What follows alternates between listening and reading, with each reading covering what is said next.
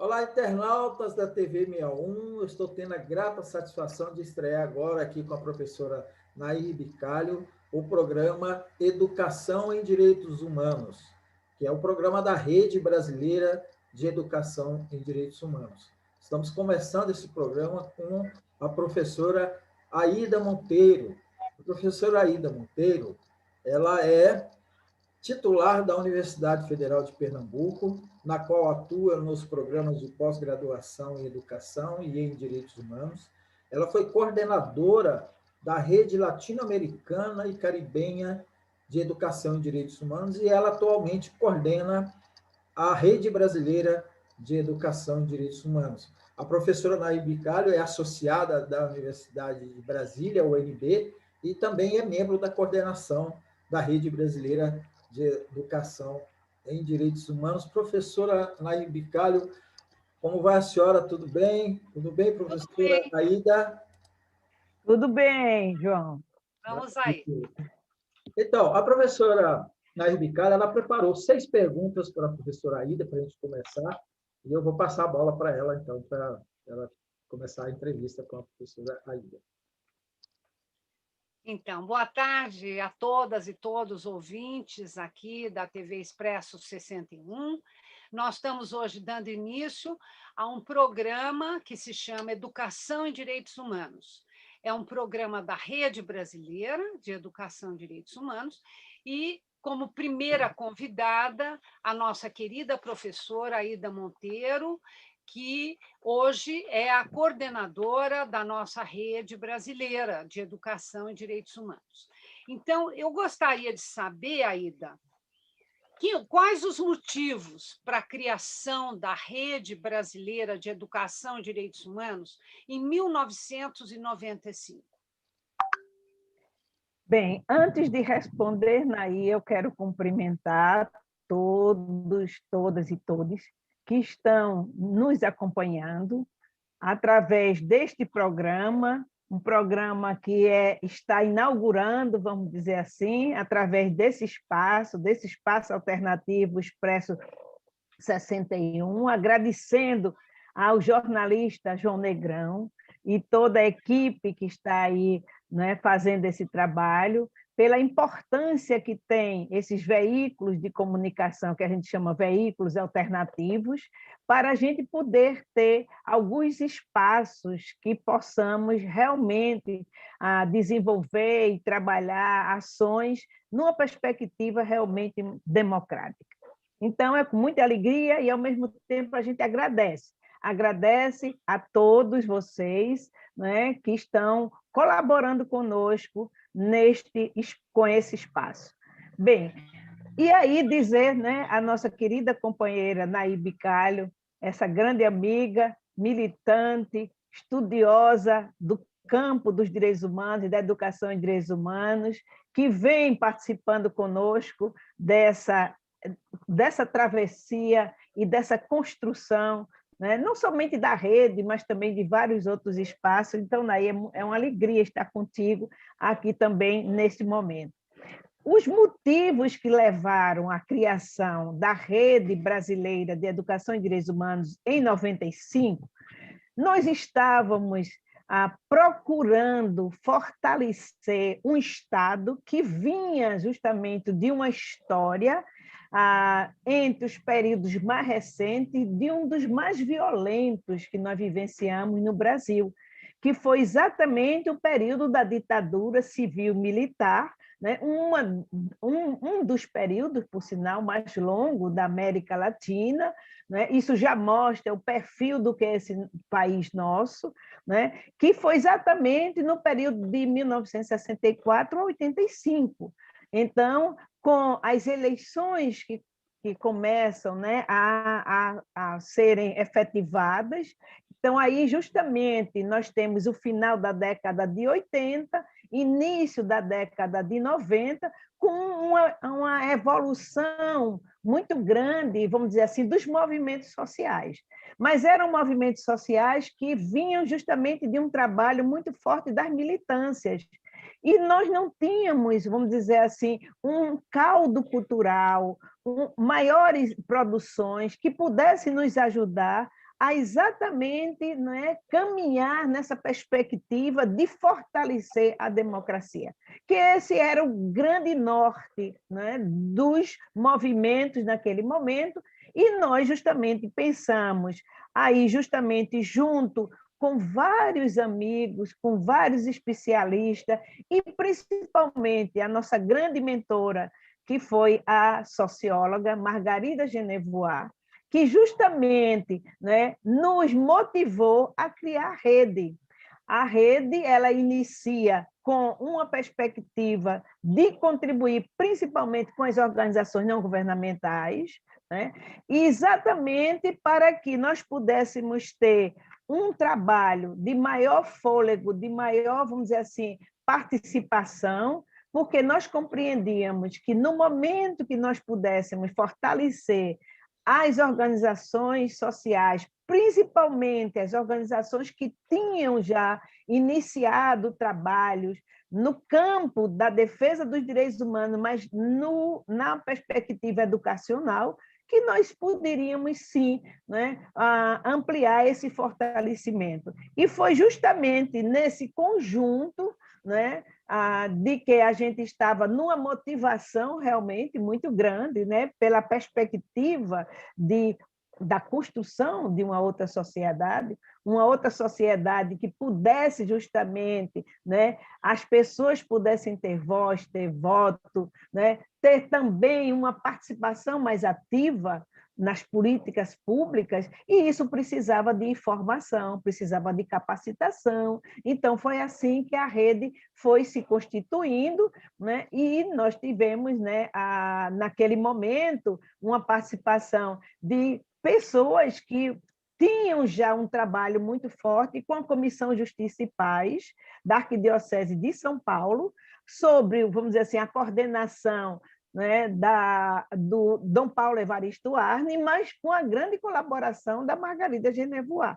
Então, foi aí nessa conjuntura e nesse contexto que a rede realmente foi criada, né, para exatamente nos dar, vamos dizer assim, maiores condições de desenvolvermos ações. Então, ela foi constituída como organização não governamental, uma organização da sociedade civil, sem fins lucrativos, e que a gente foi agregando, né, pessoas, e fomos agregando principalmente também organizações, né, e movimentos sociais. E quais foram, então, Aida, as principais atividades que a Rede Brasileira de Educação e Direitos Humanos ela realiza até meados dos anos 2000? Pois bem, vejam, como o grande foco nosso era a formação, e uma formação nessa perspectiva, né, de uma formação cidadã. E o que é uma formação cidadã? Que não apenas nós pudéssemos ter a apreensão das informações, dos conteúdos, né, mas principalmente que nós pudéssemos ir para a ação, né? O que a Maria Vitória Benevides nos chama muito a atenção do conceito de uma cidadania ativa, que é uma cidadania que ela é ela prospera, ela se coloca, né, em campo, em atividades, em ações. E aí nós tínhamos no grupo, né, várias pessoas, educadores como a professora Vera Candô, da PUC do Rio, a Maria Vitória Benevides, na época era da USP, hoje já está aposentada, o professor Solon Viola, né, da Unicinos também, o professor Fábio Comparato, um grande jurista, né, no campo do direito, Dalmo Dallari, a Maria Nazaré Zenaide, da UFPB, e outros colegas que foram participando dessas atividades. E aí, a principal ação que nós realizamos foi o congresso, um grande congresso. Naquela época, nós conseguimos reunir 1.100 pessoas na Faculdade de Direito de São Paulo, né? A Faculdade de Direito da USP, e justamente contou com a participação de vários estudiosos no campo, principalmente do Estado Democrático de Direito.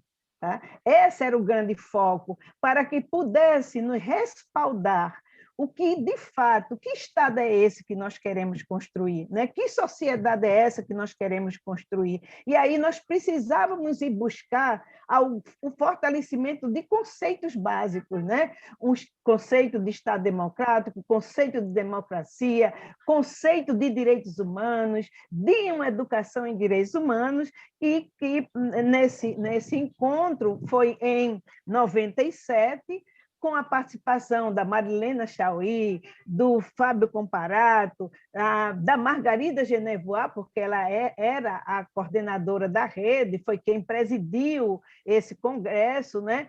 E também do Dalmo Dallari, ou seja, e muitos outros colegas que vieram também a participar. E, além dessas atividades, esse grande encontro, eu acho que foi o primeiro passo, né, para dar visibilidade ao que era a rede, tá certo?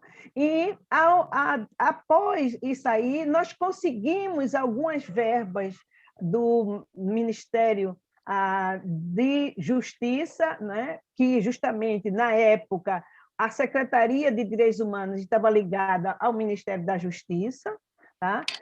Para que nós pudéssemos fazer um trabalho que nós chamamos de capacitação em rede. Foi um momento que nós tivemos 3 polos, um no norte, em Belém, um no nordeste, em Recife, e um no sul, em Santa Catarina.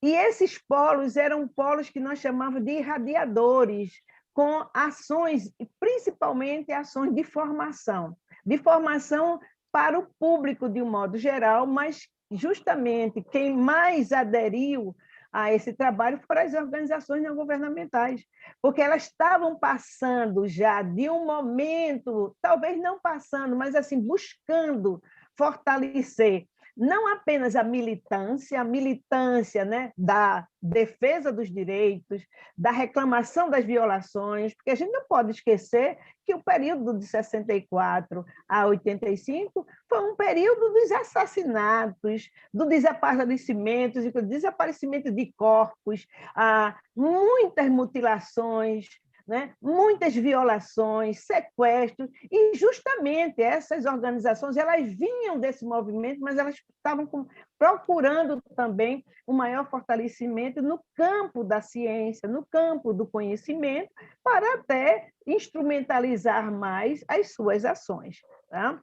E justamente foi nesse período que nós fizemos também várias ações, né, com debates, com capacitação, e fizemos um diagnóstico com 37 organizações não governamentais para saber quais eram os conteúdos básicos que eles tinham a maior necessidade de formação. E elaboramos um documento básico que nós chamamos de capacitação em rede, para exatamente ajudá-los a que eles pudessem compreender o que era educação em direitos humanos, que era um conceito ainda muito fluido.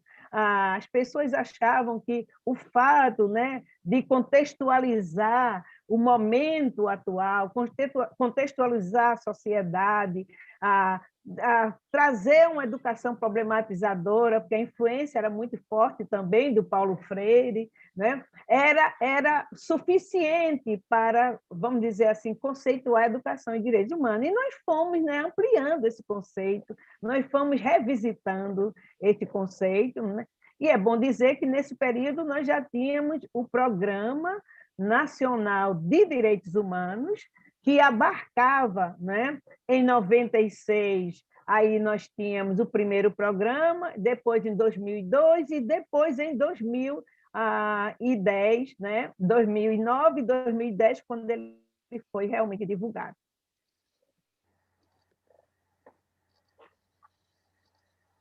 Então, Aida, mas eu me lembro que a rede brasileira teve um papel importante para formar o Comitê Nacional de Educação e Direitos Humanos, que iniciou a política pública no Brasil, né? O que você teria a dizer sobre isso? Eu penso que essa foi uma das maiores ações que a rede contribuiu com o comitê. E por isso mesmo que, com a chegada do governo Luiz Inácio Lula da Silva, né, com a perspectiva de trabalhar com os movimentos sociais, de trazer uma outra compreensão de política pública, que pudesse ter uma participação maior da sociedade, foi que justamente ao ser criado, em 2003, desculpem, ao ser criado o Comitê Nacional de Educação e Direitos Humanos, que aí já estava em uma secretaria, né, de direitos humanos, que tinha o status de ministério, sob a coordenação do Nilmário Miranda, né, que é um grande militante, um grande teórico também no campo dos direitos humanos, e que estava na presidência da República. Era justamente um governo que trouxe para si, né, esse tema, que trouxe para si essa discussão, esse debate, né?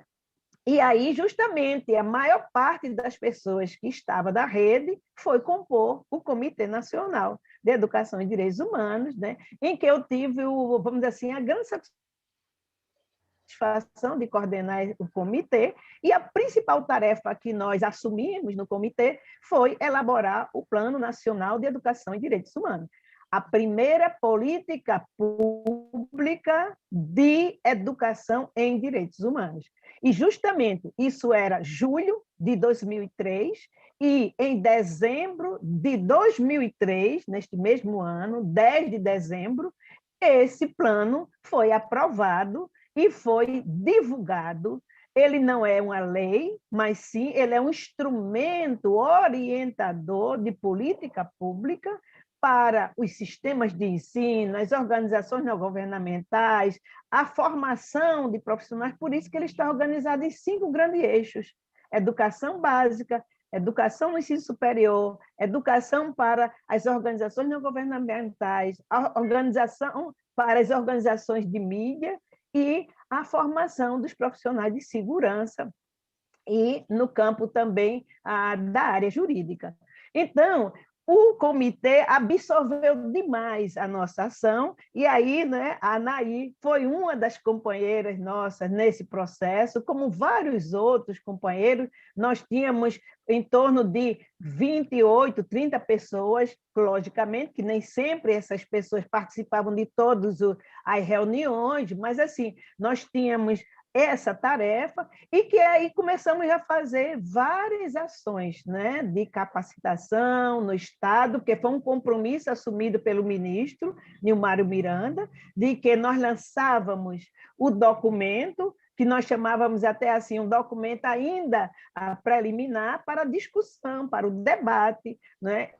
E fizemos nos 26 estados e mais o Distrito Federal 2 rodadas de capacitação, de formação, né? Logicamente, nas capitais. Embora que alguns estados fizeram isso em vários municípios, né? E para que justamente nós pudéssemos fortalecer o debate, a ação e programas nesse campo, né? E foi aí que justamente a rede ela arrefeceu nas suas ações, porque esse grupo estava muito envolvido, e é importante a gente dizer que era uma ação muito mais ampla, porque, embora com poucos recursos, mas nós tínhamos algum recurso, né? E tínhamos também assim, a chancela de um governo federal, de uma política de governo federal. Então, de certa maneira, o comitê ele abarcou o trabalho da rede, e por isso que nós, né, decidimos, vamos dizer assim, diminuir o trabalho, não foi nem, propriamente, não sei nem se diminuir, mas sim reduzir de tal forma que a gente precisava, né, da maior força, porque ainda acreditamos que, através das políticas públicas, que nós podemos realmente garantir direitos. Foi muito nessa perspectiva. Professora Aida, maravilha. A gente está já aqui, nosso tempo está esgotando, temos apenas 7 minutos. A professora ainda tem, acho que ainda tem mais uma ou duas perguntas. Sim, é por conta da rede brasileira, né? A rede brasileira de educação e direitos humanos, que está sendo retomada agora. E eu queria saber da professora Aida, não é, o motivo, não é, da retomada, as propostas e as atividades que estão sendo realizadas.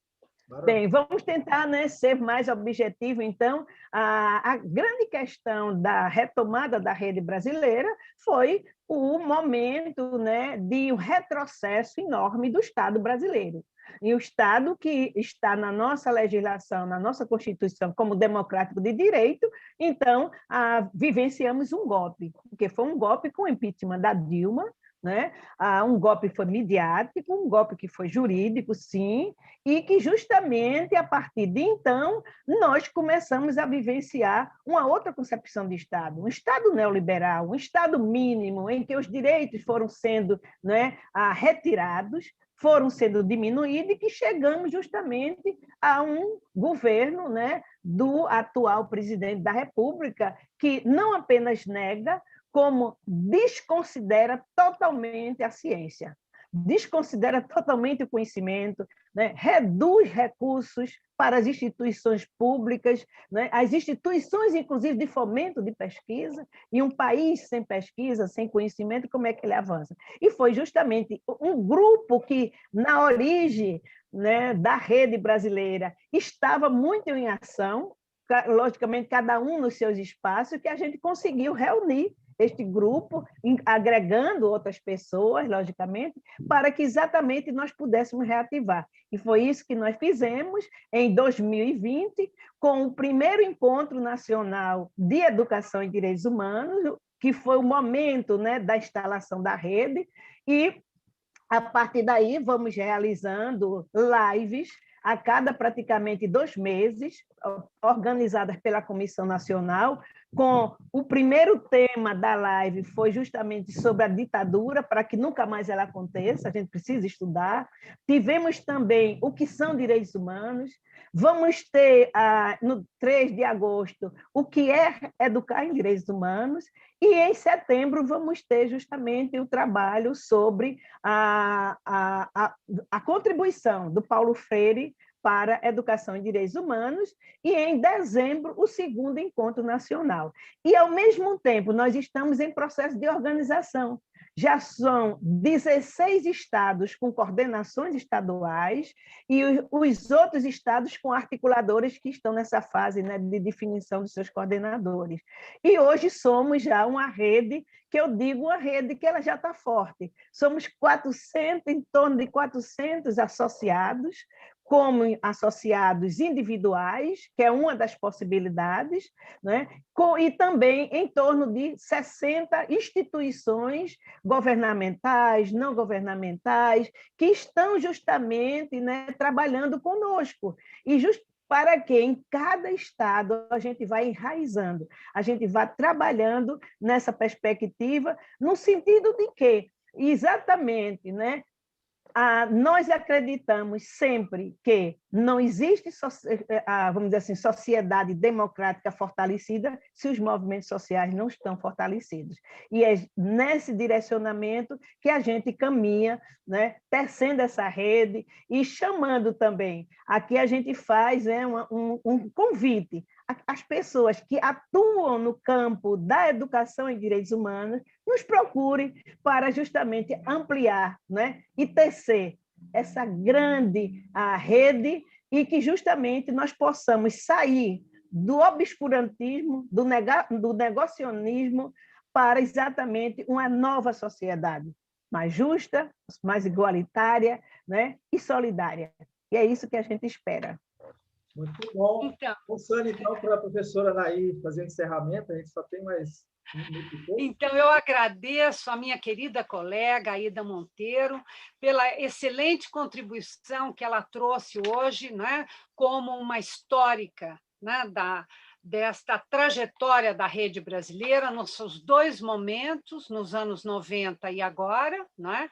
E ela, como nossa coordenadora, então, fez este relato amplo do cenário brasileiro, e deixamos aqui a nossa mensagem a todos e todas que estão nos ouvindo e que trabalham com a educação e direitos humanos, que façam a sua filiação à rede, não é?